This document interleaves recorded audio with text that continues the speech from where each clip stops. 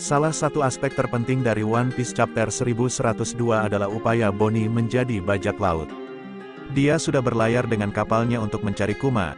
Bonnie sadar bahwa Kuma dalam bahaya dan dia bertekad untuk menolongnya.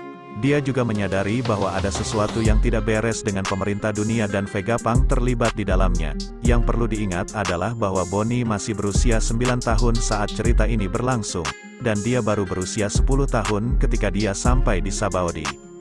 Ini artinya Bonnie menghabiskan 1 tahun penuh sebagai bajak laut dan dia berhasil berlayar dari South Blue hingga ke Sabaody.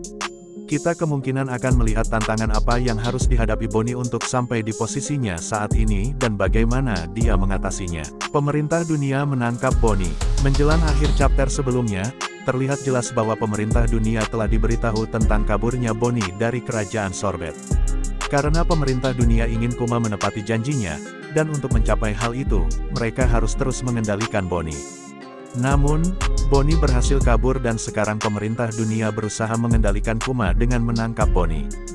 Ini juga sudah ditunjukkan dalam cerita di chapter 595, ketika Akainu menangkap Bonnie untuk kali pertama.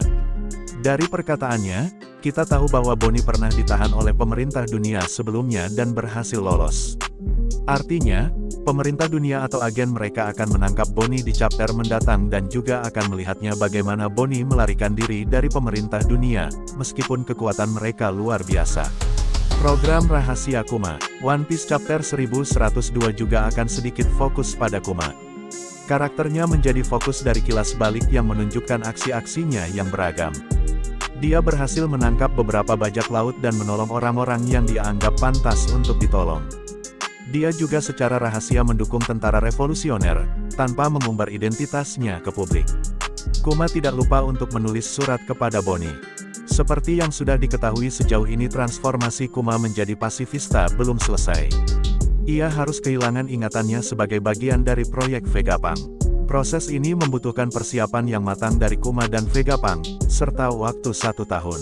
Kita juga mengetahui bahwa Kuma memiliki kode rahasia yang tertulis dalam programnya. Kode-kode ini memungkinkan dia untuk melindungi Tousan Sunny selama tim escape, dan pada saat yang sama, kemungkinan besar juga bertanggung jawab atas upayanya melindungi Bonnie saat ini. Ini mungkin bagian dari rencana yang dibuat bersama Vegapunk untuk chapter One Piece selanjutnya. Chapter 1102 mungkin akan menampilkan Kuma yang akhirnya mendekati kematiannya sebagai manusia. Kita juga bisa menyaksikan aksi Kuma di Thriller Bark ketika dia mengusir bajak laut topi jerami. Ini terjadi sebelum Paramount War dimulai dan saat itu Kuma sudah tidak ingat siapa dirinya. Doflamingo menjelaskan bahwa Kuma kehilangan kemanusiaannya sesaat sebelum alur Paramount War. Ini berarti kilas baliknya akan berakhir sesaat sebelum peristiwa Paramount War, dan kemungkinan besar akan segera melihat ceritanya kembali ke Pulau Egghead.